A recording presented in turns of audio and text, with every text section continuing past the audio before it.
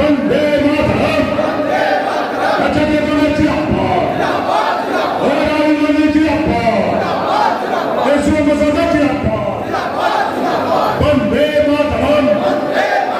বন্দে মাতরম।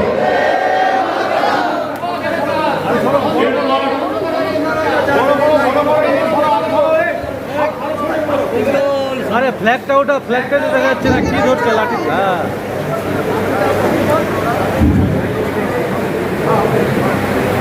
এরপর আমি অনুরোধ করব দুর্গাপুর 2 জানানোর জন্য বন্দে মাতরম। বন্দে মাতরম। বন্দে মাতরম।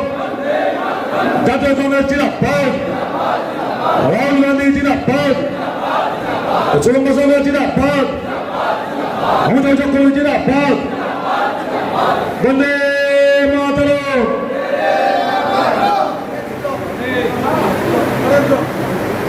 দুর্গাপুর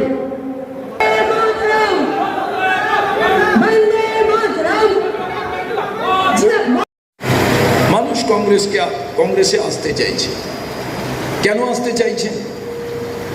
কারণ তাদের কাছে মনে হয়েছে কংগ্রেসই একমাত্র দল যে বিজেপির বিরুদ্ধে সত্যিকারের লড়াই করতে পারবে। আর এই দুদিনে পার্টি করার লোকেরা যারা পঞ্চায়েতের মেম্বার হতে পারতেন, কাউন্সিলর হতে পারতেন, এমএলএ হতে পারতেন, এমপি হতে পারতেন। রাজ্য যুব কংগ্রেসের পদ কোনো ছোট পদ নয়, খুব গুরুত্বপূর্ণ পদ।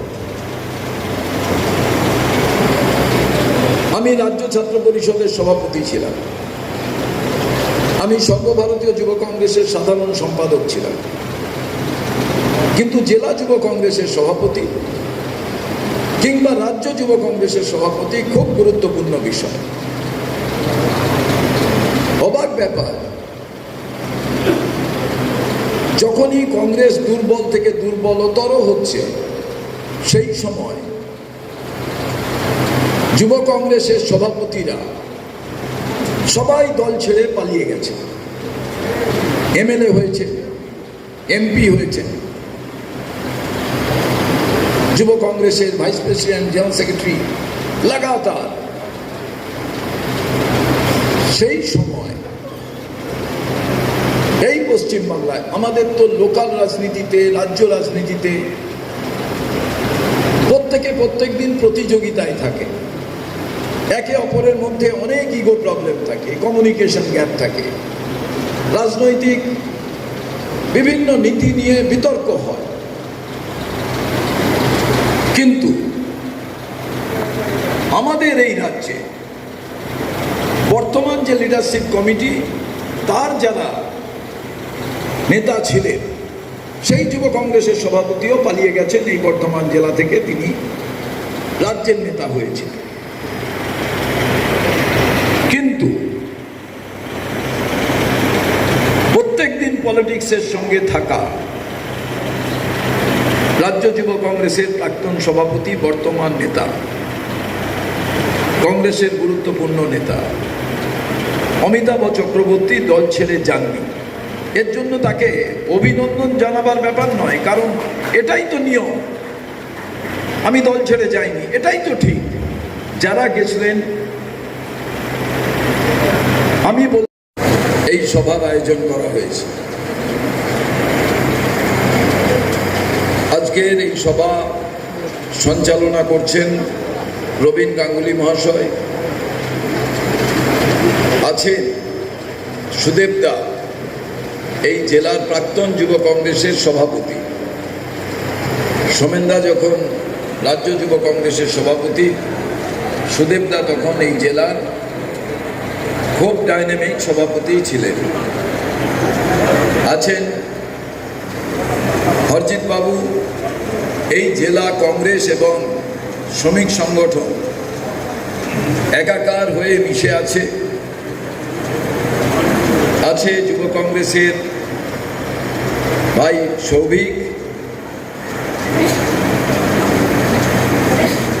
এবং রাজ্য কংগ্রেস ডাক দিয়েছে তত্ত্বাবধানে অর্থাৎ কল্ড বাই ওয়েস্ট বেঙ্গল প্রদেশ Congress and organised by state youth Congress, সেই যুব কংগ্রেসের যে 4 জন নেতৃত্ব আছে, লিডারশিপ কমিটির একজন অর্ঘগণ, তিনিও এখানে উপস্থিত আছেন। আগেই বলছিলাম যে একদিকে দেবেশ আর একদিকে তরুণ। আমরা যখন শহীদের কথা বলতে চাই আর রাজ্য কংগ্রেস যখন সিদ্ধান্ত নিয়েছে, তখন আমরা গুটি কয়েকজন মিলে অনেক নিজেদের দীর্ঘদিনের যে যন্ত্রণা, ব্যথা, দগদগে ঘা, সেটাকে আরেকবার মুছে ফেলার লক্ষ্যে এই স্মৃতিতর্পণ এবং এই আহ্বান যখন আমরা করেছি, তখন আমার মনে হয়েছে এই দুদিনে বুথে, অঞ্চলে, ব্লকে যারা কংগ্রেস করেন, 48 বছর কংগ্রেস নেই,